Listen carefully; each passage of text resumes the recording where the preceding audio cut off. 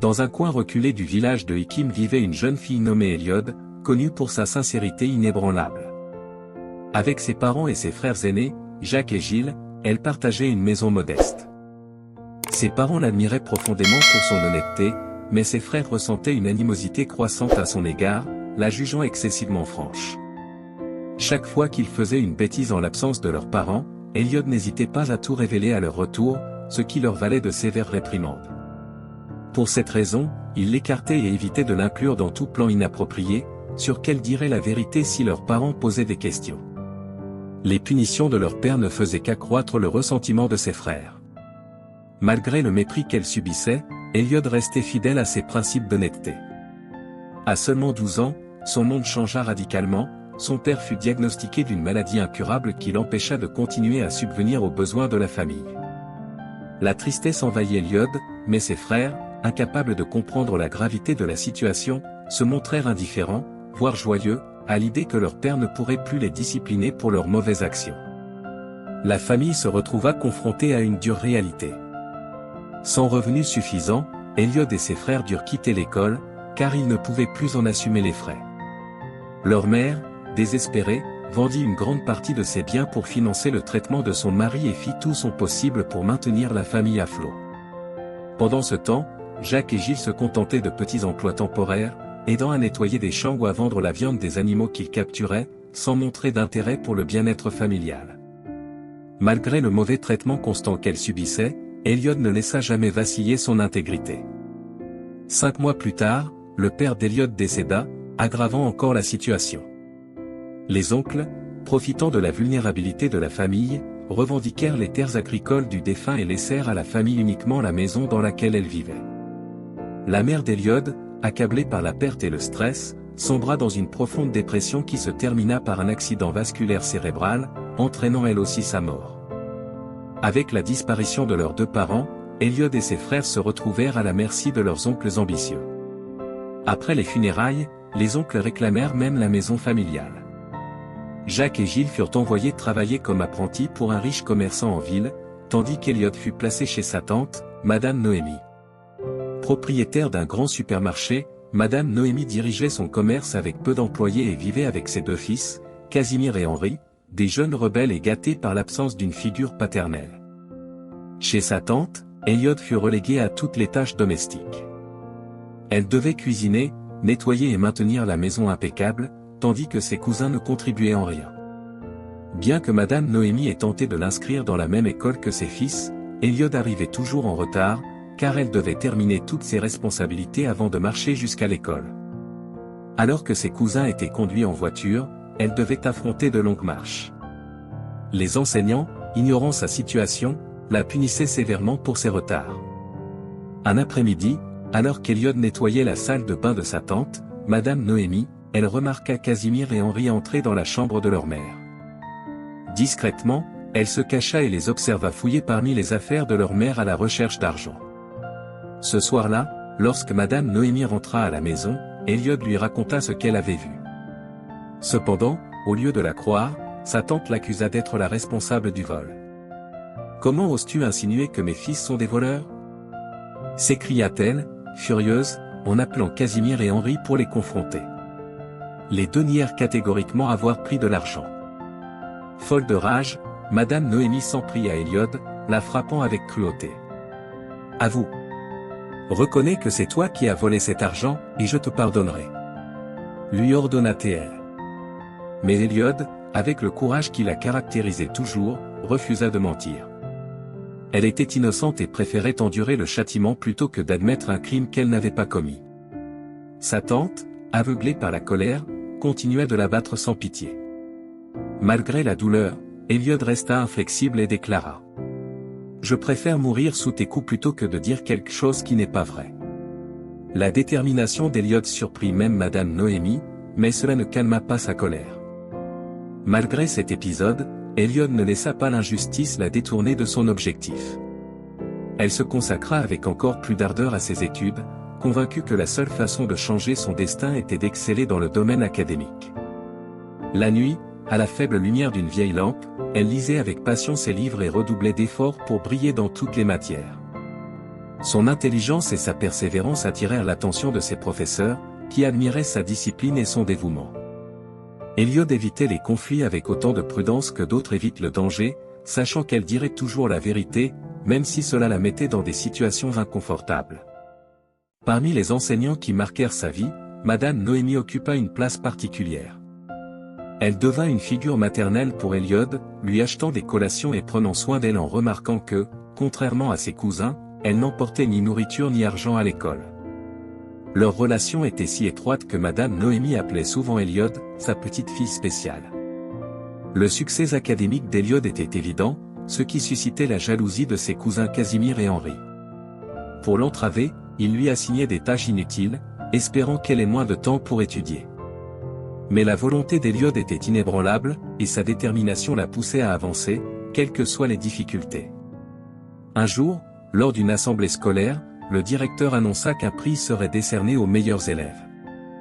Un à un, les noms des étudiants méritants furent mentionnés, et chacun monta sur scène pour recevoir sa récompense. Cependant, lorsque le nom d'Héliode fut appelé, elle n'était pas encore arrivée.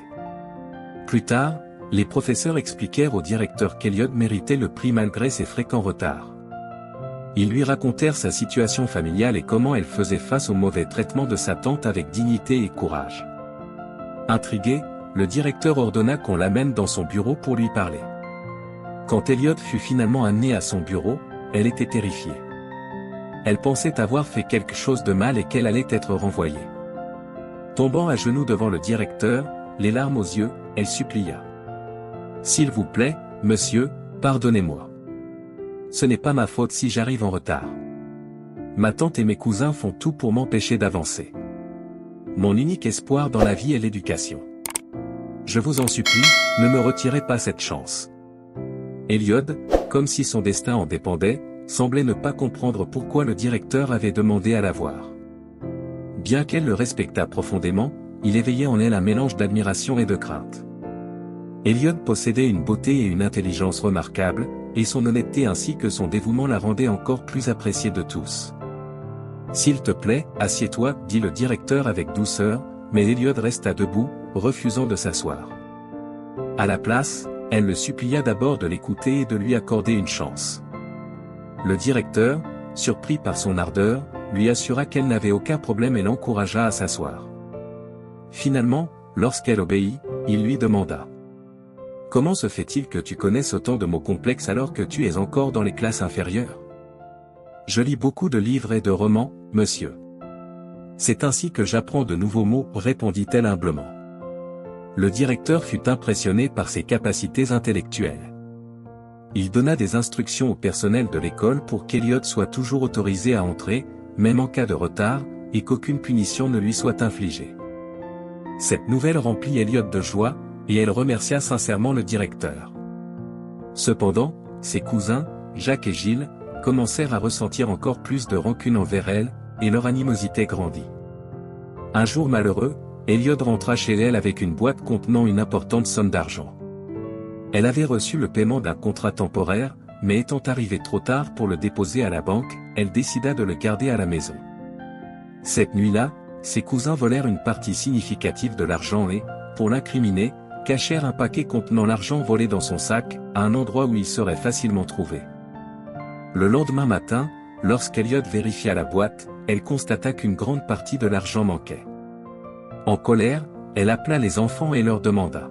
« Qui a pris l'argent de ma boîte ?»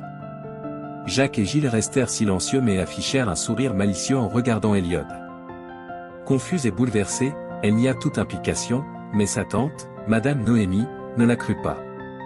Elle se rendit directement dans la chambre d'Héliode, fouilla parmi ses affaires et trouva le paquet d'argent caché dans son sac.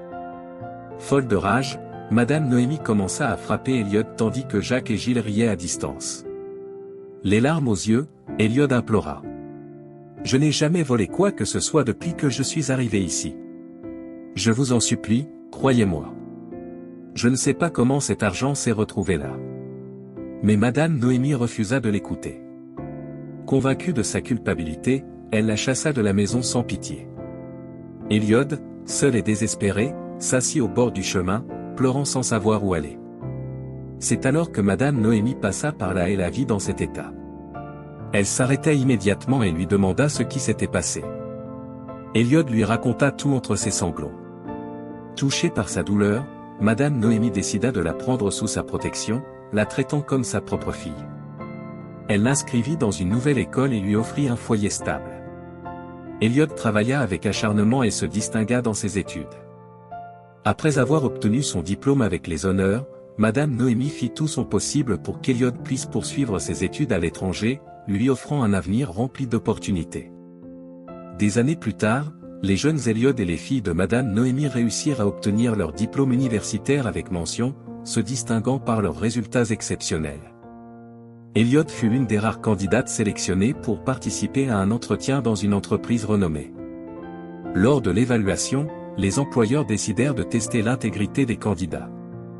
Ils leur demandèrent combien de pays ils avaient visités et, avant l'entretien, leur indiquèrent qu'ils devaient mentir en affirmant qu'ils avaient visité 10 pays, car cela semblait être un critère favorable. Bien que tous les autres candidats aient suivi la recommandation et menti, lorsqu'arriva le tour d'Elliot, elle répondit avec sincérité.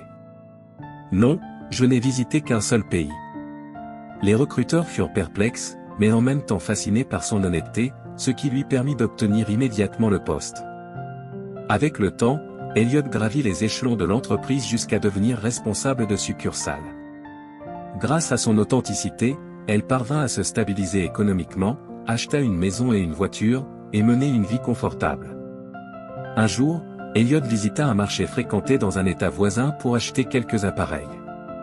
C'est là qu'elle retrouva ses frères, Jacques et Gilles, qui traversaient de grandes difficultés pour survivre.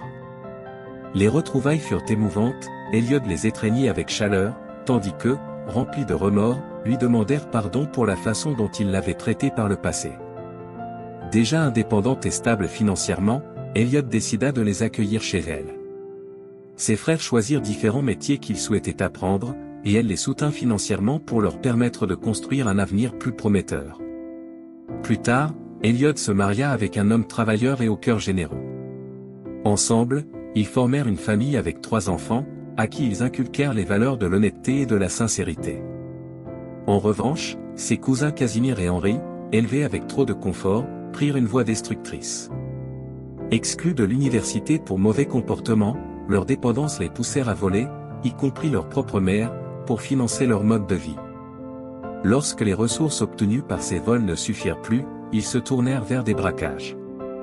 Lors de l'un d'eux, ils dérobèrent de l'argent à un politicien influent, qui avait placé un traceur dans le butin. La police remonta jusqu'à la maison de leur mère et l'arrêta, la croyant coupable. Apprenant l'arrestation de leur mère, Casimir et Henri s'enfuirent du pays, l'abandonnant à son sort. Lorsqu'Elliot apprit ce qui s'était passé, elle revint pour rendre visite à sa tante en prison. Remplie de remords, sa tante lui demanda pardon pour les injustices qu'elle lui avait infligées dans le passé. Avec un cœur rempli de compassion, Elliot lui pardonna sans hésiter. Elle continua à lui rendre visite régulièrement et pria pour que Casimir et Henri retrouvent le droit chemin. Quelques années passèrent, et Elliot, accompagné de Jacques et Gilles, retourna dans son village natal. Ensemble, ils récupérèrent les biens qui appartenaient à leurs parents et que leurs oncles avaient usurpés, leur offrant enfin un enterrement digne. L'histoire d'Elliot nous rappelle que l'honnêteté et l'humilité portent toujours leurs fruits, même si la récompense met du temps à arriver. Son succès fut le résultat de sa transparence, et sa sincérité lui valut l'affection et le respect de tous. Malgré les épreuves, elle ne s'écarta jamais de ses principes. Cette histoire nous enseigne également que répondre au mal par le mal ne fait que perpétuer la douleur, car, œil pour œil, laisserait le monde entier aveugle. Merci d'avoir pris le temps d'écouter cette histoire. Si elle vous a inspiré, partagez-la avec les autres. Que la vie vous bénisse.